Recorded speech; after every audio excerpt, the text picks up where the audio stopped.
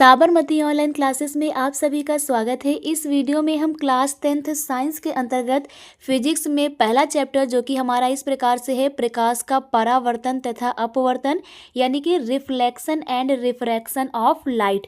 तो इसके अंतर्गत भाई आज हमारा ये पार्ट थर्ड होने वाला है। कौन सा पार्ट होने वाला है? पार्ट नंबर हमारा ये थर्ड है। इसके पहले हम पार्ट 1 और पार्ट 2 कंप्लीट कर चुके हैं, तो ये हमारा पार्ट थर्ड है। तो चलिए देखते हैं कौन कौन से टॉपिक इसमें हम कवर करने वाले हैं। तो भाई इसमें हम सबसे पहले प्रकाश का अपवर्तन क्लियर करेंगे। प्रकाश का अपवर्तन होता क्या है, और इसके बाद जो अपवर्तन है इसके नियम को क्लियर करने वाले हैं। तो चलिए स्टार्ट करते हैं। सबसे पहले बच्चों यहाँ पर एक फिगर देखिए, क्या हो रहा है इस चित्र को ऑब्जर्व करिए। तो इस चित्र को जब आप देखोगे ना बच्चों ध्यान से, तो इसमें आपको क्या देखने को मिलेगा कि भाई ये एक पारदर्शी माध्यम है। पारदर्शी माध्यम समझते हो, जिसके आर पार देख पाओ, जैसे कि हमारा कांच हो गया जिसके हम आर पार देख पाते हैं। तो दो पारदर्शी माध्यम लेने हैं, कितने? दो। अब भाई यहाँ पर हमने दो पारदर्शी माध्यम ले लिया। पारदर्शी क्यों माध्यम ले लिया भाई? क्योंकि पारदर्शी माध्यम में क्या होता है, प्रकाश पारदर्शी माध्यम को पार करके गुजर जाता है। अब यहाँ पर देखो, यहाँ पर क्या है भाई, यहाँ पर एक हमारा यहाँ पर टॉर्च रखा हुआ है जहाँ से प्रकाश निकल रहा है। तो अब आपको ध्यान से देखना है, यहाँ पर प्रकाश की किरण इस प्रकार से निकली भाई, इस प्रकार से निकली, और जाना इसको यहाँ से चाहिए था, सीधा सीधा निकल जाना चाहिए था, लेकिन ऐसे जाएगी नहीं, ऐसे जाएगी नहीं। फिर क्या होगा भाई? फिर यहाँ पर होगा क्या, यहाँ पर जो प्रकाश की किरण जा रही थी ना, जाना तो यहाँ से चाहिए था लेकिन जाएगी नहीं। जब ये पारदर्शी माध्यम से गुजरेगी ना, तो अपने मार्ग से भाई भटक जाएगी, थोड़ा सा झुक जाएगी, विचलित हो जाएगी, बेंड हो जाएगी। तो जो प्रकाश है जब एक माध्यम से दूसरे माध्यम में जा रहा है तो अपने मार्ग से क्या हो जा रहा है, विचलित हो जा रहा है।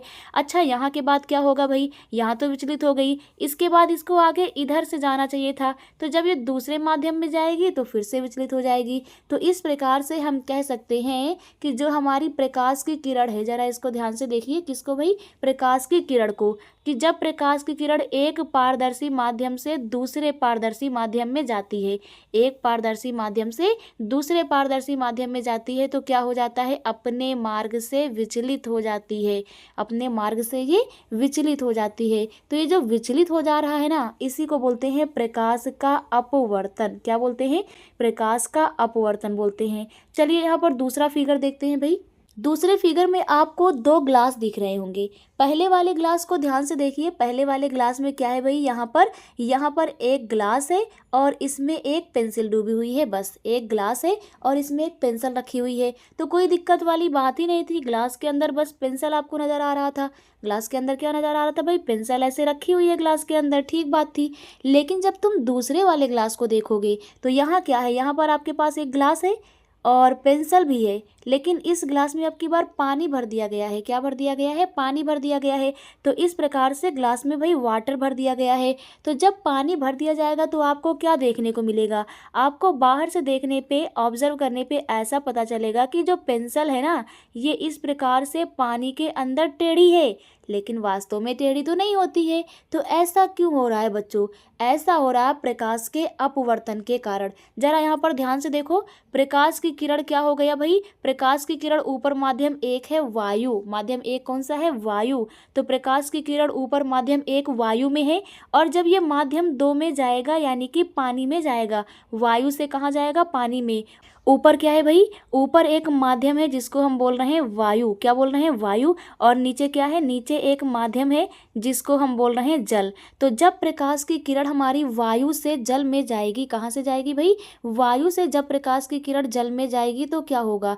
तो जब प्रकाश की किरण वायु से जल में जाएगी तो ये अपने मार्ग से हो जाएगी विचलित। क्यों हो जाएगी? क्योंकि माध्यम बदलने पर चाल बदल जाता है। तो ये जो घटना हो रही है ना बच्चों, इसी को बोलते हैं प्रकाश का अपवर्तन। तो चलिए शॉर्टकट में समझते हैं प्रकाश का अपवर्तन क्या है भाई। प्रकाश का अपवर्तन का मतलब है प्रकाश का, किसका? प्रकाश का एक माध्यम से दूसरे माध्यम में जाने पर मुड़ना। बस नॉर्मल सी बात है, एक माध्यम से दूसरे माध्यम में जाने पर मुड़ना। एक माध्यम से दूसरे माध्यम में जाने पर मुड़ना क्या कहलाएगा? प्रकाश का अपवर्तन कहलाएगा। तो चलिए इसका फिगर देख लेते हैं। तो सबसे पहले हम लोग फिगर को ड्रा कर लेते हैं। सबसे पहले क्या करेंगे भाई, फिगर को ड्रा कर लेते हैं। यहाँ पर हमें क्या चाहिए भाई, एक बाउंड्री चाहिए, सीमा चाहिए, एक बाउंड्री हो गई। अब होगा क्या, इस बाउंड्री में ऐसे प्रकाश की किरण भाई आई। अब क्योंकि यहाँ पर माध्यम पारदर्शी है तो प्रकाश की किरण को ऐसे ही सीधे दूसरे माध्यम में चला जाना चाहिए था, लेकिन ऐसे होगा नहीं। ऊपर हम लोग मान लेते हैं कि ऊपर जो माध्यम है ना ये वायु है। कौन सा है, वायु है। और जो नीचे माध्यम है ये जल है। तो जब प्रकाश की किरण एक माध्यम से चलकर दूसरे माध्यम में जाएगी तो क्या होगा, अपने मार्ग से विचलित होगी। तो एक नॉर्मल खींच देते हैं, एक यहाँ अभिलंब खींच देते हैं। अब प्रकाश की किरण को जाना तो यहाँ से चाहिए था, पर जाएगी नहीं, ऐसे झुक जाएगी। झुक भी सकती है और अभिलंब से दूर भी जा सकती है, तो अपने मार्ग से हो जाएगी विचलित। क्या हो जाएगी, विचलित हो जाएगी। तो ये घटना कहलाएगी प्रकाश का अपवर्तन। क्या कहलाएगी, प्रकाश का अपवर्तन कहलाएगी। तो आई थिंक कि प्रकाश का अपवर्तन क्या है, क्लियर हुआ होगा आपको। चलिए फिगर में और ध्यान से देखते हैं। तो सबसे पहले फिगर में क्या है भाई, यहाँ पर एक रेड कलर से प्रकाश की किरण ऐसे चली आ रही है। आने वाली किरण को क्या बोलते हैं भाई, आने वाली किरण को बोलते हैं आपतित किरण। क्या बोलते हैं, आपतित किरण बोलते हैं। क्लियर हो गया होगा। आने वाली किरण को क्या बोलते हैं, आपतित किरण बोलते हैं। तो इस प्रकार से आपतित किरण हो गया। और आपतित किरण को जाना ऐसे चाहिए था, लेकिन ये जाएगी नहीं, ये अभिलंब की ओर झुक गई है। ये अभिलंब से दूर भी जा सकती है। तो कुल मिला के हम कहेंगे कि प्रकाश की जो किरण होती है ना, ये अपने मार्ग से हो जाती है विचलित। क्या हो जाती है, अपने मार्ग से विचलित हो जाती है। तो यही घटना कहलाती है प्रकाश का अपवर्तन। आने वाली किरण को बच्चों बोलते हैं आपतित किरण, और जिसका अपवर्तन हो गया है इस वाली किरण को बोलते हैं अपवर्तित किरण। तो आपतित किरण और कौन सी किरण हो जाएगा भाई, अपवर्तित किरण हो जाएगा। तो इस प्रकार से आने वाली किरण आपतित किरण है, और नीचे जहाँ पर अपवर्तन हो गया है, ये झुक गई है किरण जो, ये कहलाएगी अपवर्तित किरण। तो जो किरण नीचे झुक गई है इसको हम लोग बोलते हैं अपवर्तित किरण। क्या बोलेंगे भाई, जो किरण हमारी नीचे झुक गई है, अपवर्तन हो गया है, तो इस किरण को हम लोग बोलते हैं अपवर्तित किरण। क्या बोलते हैं, अपवर्तित किरण बोलते हैं। और बीच में तो आपको पता ही होगा भाई, बीच में जो रेखा खींची हुई है ये हमारा अभिलंब। बीच में क्या है, बीच में जो रेखा खींची हुई है उसको बोलते हैं अभिलंब। तो इस प्रकार से हमारा अभिलंब हो जाता है। क्या हो जाता है, अभिलंब। तो आई होप कि ये अभिलंब, आपतित किरण और अपवर्तित किरण आपको क्लियर हो गया होगा। तो फिगर में इस प्रकार से क्या क्या हो जाएगा, आपतित किरण, अपवर्तित किरण और अभिलंब हो जाएगा। अब यहाँ पर देखते हैं कि भाई प्रकाश के अपवर्तन की डिफिनीशन क्या लिखेंगे। तो बच्चों डिफिनीशन कुछ इस प्रकार से लिखते हैं। डिफिनीशन में क्या बताएंगे भाई हम, डिफिनीशन में हम बताते हैं कि जब प्रकाश की किरण एक पारदर्शी माध्यम से, एक भाई पारदर्शी माध्यम से दूसरे पारदर्शी माध्यम में जाती है, एक पारदर्शी माध्यम से दूसरे पारदर्शी माध्यम में जाती है, तो वह अपने मार्ग से विचलित हो जाती है। क्या हो जाती है, विचलित हो जाती है। प्रकाश की इस घटना को प्रकाश का अपवर्तन कहते हैं। तो इस प्रकार से नॉर्मल सी परिभाषा आपको क्लियर हो गई होगी। चलिए इसके फिगर को फिर से ध्यान से देखते हैं। तो यहाँ पर आपको दो फिगर नजर आ रहे होंगे। पहले वाले फिगर को ध्यान दीजिएगा, रेड कलर से यहाँ पर हमने आपतित किरण को बना रखा। भाई ये हमारी आपतित किरण है। कौन सी किरण है, आपतित किरण है। तो जाना तो इसको यहाँ से चाहिए था ऐसे सीधा सीधा, पर जाएगी नहीं, पर ये जाएगी नहीं। फिर कहाँ से जाएगी भाई, तो डॉटेड लाइन जहाँ पर है यहाँ जाना चाहिए था, पर ये जाएगी नहीं। ये जा कहाँ से रही है, यहाँ से जा रही, यानी अपने मार्ग से हो गई विचलित। थोड़ा सा इधर की ओर विचलित हो गई कि नहीं हो गई है, अपने मार्ग से क्या हो गई है, विचलित हो गई है। तो ये अभिलंब की ओर क्यों झुकी है यहाँ पर ये देखना है आपको। और जरा दूसरे वाले फिगर में नजर डालिए। दूसरे वाले फिगर में जाना यहाँ से चाहिए था, पर गई नहीं, ये उधर ऊपर की ओर विचलित हो गई है, ऊपर की ओर झुक गई है, ऐसे गई है हमारी प्रकाश की किरण, ऐसे गई है। तो ये हो क्यों रहा है, प्रकाश की किरण को ऐसे जाना चाहिए था, पर ये जो ग्रीन वाला पार्ट इधर दिखा रहे हैं इधर चली गई है। तो ये क्यों हो रहा है, तो इसके लिए आपको माध्यम को समझना होगा। जरा फिगर में ध्यान दीजिएगा। फिगर में क्या देखना है आपको, फिगर में ये देखना है कि पहले जो चित्र है इसमें प्रकाश विरल माध्यम से सघन में जा रहा है। विरल माध्यम से कहाँ जा रहा है, सघन में। विरल माध्यम का मतलब है वह माध्यम जिसमें कण जो होते हैं वो दूर दूर होते हैं, जैसे गैस में दूर दूर होते हैं। हैं। गैस और द्रव की तुलना की जाए तो गैस में दूर होंगे। अगर द्रव और ठोस की तुलना की जाए तो द्रव और ठोस में कौन विरल हो जाएगा, हमारा द्रव हो जाएगा। तो इस प्रकार से जिसमें कण पास पास होते हैं उसको बोलेंगे सघन माध्यम, और जिसमें कण दूर दूर होते हैं उसको क्या बोलेंगे, विरल माध्यम। तो आपको फिगर से क्लियर हो रहा होगा कि अगर जो प्रकाश हमारा है विरल माध्यम से सघन में जा रहा है तो जो प्रकाश की किरण है सघन में जाने पर अभिलंब की ओर झुकेगी, सघन में जाने पर अभिलंब की ओर झुकेगी। वहीं अगर इसका उल्टा कर दें, प्रकाश जो है वो सघन माध्यम से विरल में जा रहा, विरल में जाएगा, विरल में जाएगा, स्पेस मिलेगा, अभिलंब से दूर हट जाएगी।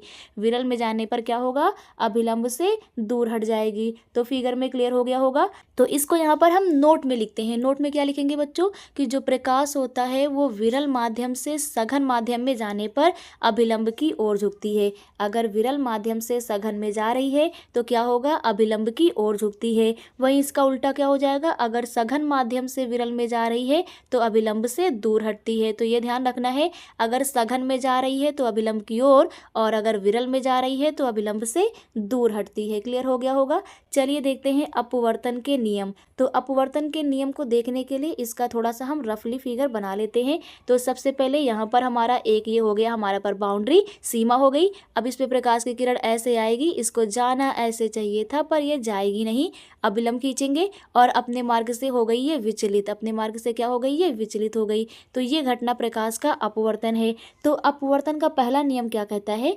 अपवर्तन का पहला नियम ये कहता है कि ये जो आपतित किरण है, कौन सी किरण, आपतित किरण, और ये जो अपवर्तित किरण है, जो अपवर्तित किरण है, और इस आपतन बिंदु पर ये खींचा गया जो अभिलंब है, ये तीनों एक ही तल में है ना भाई, तल तो एक ही है ना, ये पूरा तल तो एक ही है, तो तीनों एक ही तल में होते हैं। इस प्रकार से पहला नियम हमारा हो जाता है। तो क्या होता है पहला नियम भाई हमारा, आपतित किरण बिल्कुल परावर्तन की तरह है। वहां पर आपतित किरण के बाद परावर्तित किरण होती थी, यहाँ पर क्या होगा, अपवर्तित किरण होगा।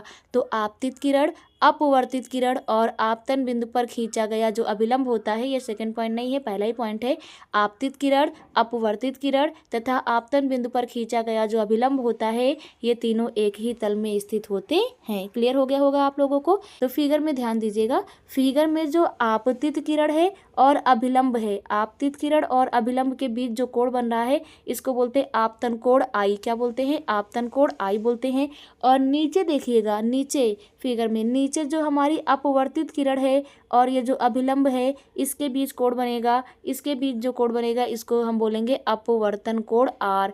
तो इन दोनों कोणों के बारे में बात करना है। अब यहाँ पर आपको थोड़ा सा ध्यान देना है कि जो आपतन कोण है आई, इसकी लेनी है ज्या, ज्या का मतलब होता है साइन, यहाँ पर साइन थीटा पढ़ते हैं ना आप लोग, वैसे साइन आई। तो आपतन कोण आई और इसकी ज्या का मतलब साइन हो गया, तो साइन आई को बोलेंगे आपतन कोण की ज्या। इसी प्रकार से अगर अपवर्तन कोण आर है तो इसकी ज्या क्या हो जाएगी, साइन आर हो जाएगा। तो आपतन कोण की ज्या को बोलेंगे साइन आई और अपवर्तन कोण की ज्या को बोलेंगे साइन आर। और अगर हम इसका अनुपात निकाल लें, बटे कर लें, तो ये जो वैल्यू आएगा ये एक नियतांक आएगा, एक स्थिरांक आएगा जिसे हम n बोलेंगे, अपवर्तनांक कहते हैं। तो यही हमारा हो जाएगा दूसरा नियम। क्या हो जाएगा भाई दूसरा नियम, दूसरा नियम इस प्रकार से हमारा होगा। दूसरा नियम कहता है कि किन्हीं दो माध्यम के लिए, भाई किन्हीं दो माध्यम के लिए, अपवर्तन में दो माध्यम चाहिए या फिर एक ही रंग के प्रकाश के लिए देख लो, तो किन्हीं दो माध्यम के लिए या एक ही रंग के प्रकाश के लिए, किन्हीं दो माध्यम के लिए या एक ही रंग के प्रकाश के लिए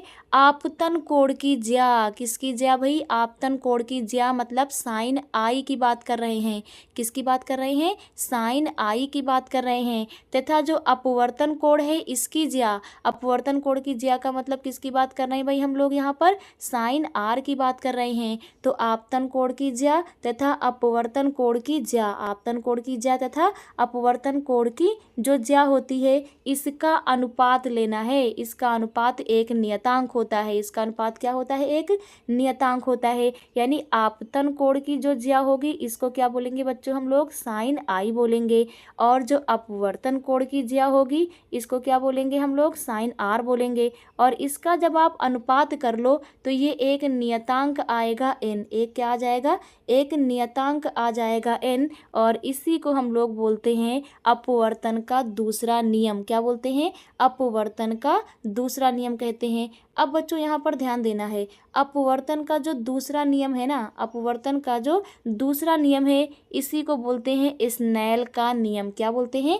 स्नेल का नियम। तो पेपर में ये भी पूछा जाता है स्नेल का नियम किसे कहते हैं, तो भाई अपवर्तन के दूसरे नियम को स्नेल का नियम कहते हैं। अब यहाँ पर कुछ एग्जाम्पल देख लेते हैं। उदाहरण आपसे पूछा जाए कि भाई प्रकाश के अपवर्तन का उदाहरण बताइए, तो पहला एग्जाम्पल क्या हो जाएगा भाई कि जो पेंसिल होती है पानी में अगर हम पेंसिल को डाल देते हैं तो ये बाहर से देखने पर हमें क्या दिखाई पड़ेगी बच्चों? बाहर से देखने पर ये हमें टेढ़ी दिखाई पड़ेगी, टेढ़ी दिखाई पड़ेगी। तो ये किसके कारण टेढ़ी दिखाई पड़ रही है? प्रकाश के अपवर्तन के कारण, क्योंकि माध्यम बदला है। ऊपर माध्यम जो था एयर था, वायु था, और नीचे माध्यम जो है जल है, वाटर है। इसलिए एक माध्यम से दूसरे माध्यम में जाने पर प्रकाश की किरण विचलित हो जाएगी और हमें वस्तु दूसरी जगह ही नजर आएगा। तो ये घटना है प्रकाश का अपवर्तन।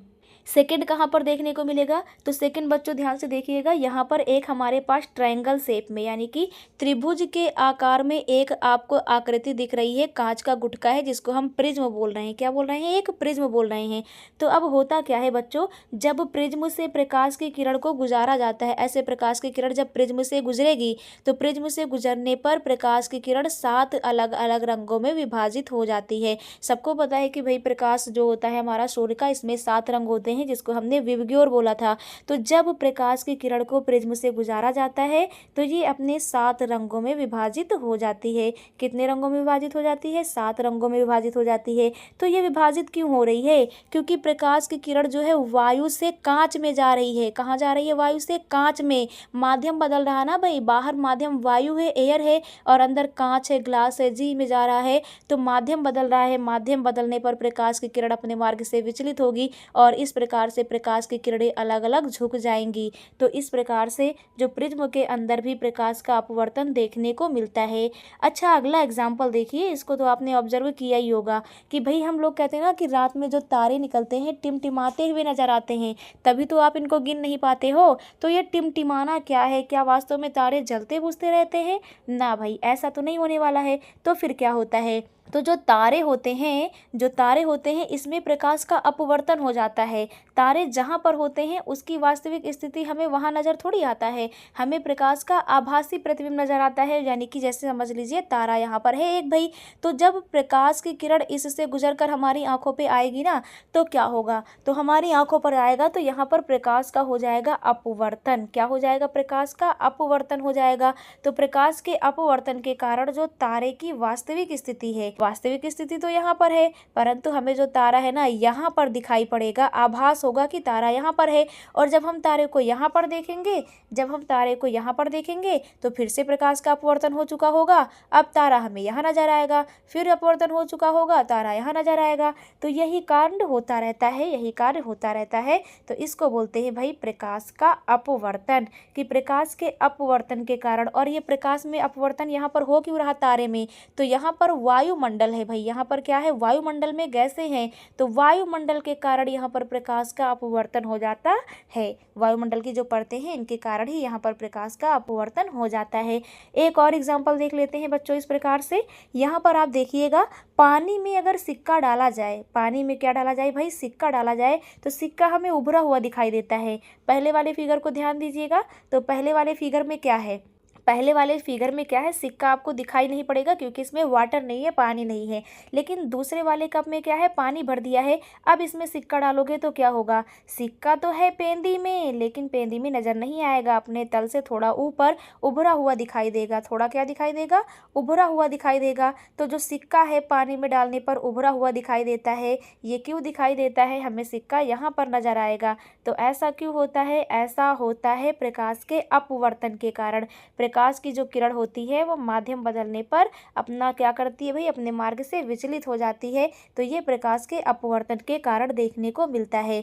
तो इस प्रकार से ये एग्जाम्पल भी आप लोगों को प्रकाश के अपवर्तन के क्लियर हो गए होंगे। और अपवर्तन के कितने नियम होते हैं भाई? अपवर्तन के 2 नियम होते हैं। ये हमारा पहला नियम था और ये जो नीचे पॉइंट है ये हमारा दूसरा नियम था। तो प्रकाश का अपवर्तन भी क्लियर हो गया होगा। नोट पॉइंट भी हमने देख लिया कि प्रकाश की किरण जो होती है अगर विरल से सघन में जा रही होगी तो अभिलंब की ओर आती है। अपवर्तन कैसे किसे है? प्रकाश का एक माध्यम से दूसरे माध्यम में जाने पर मुड़ना, बेंड हो जाना, अपने मार्ग से विचलित हो जाना। तो आई होप जो पार्ट 3 है आपका प्रकाश का अपवर्तन और अपवर्तन के 2 नियम, ये आपको क्लियर हो गया होगा। नेक्स्ट वीडियो में कुछ अन्य इंपॉर्टेंट टॉपिक के साथ मिलते हैं। Thank you.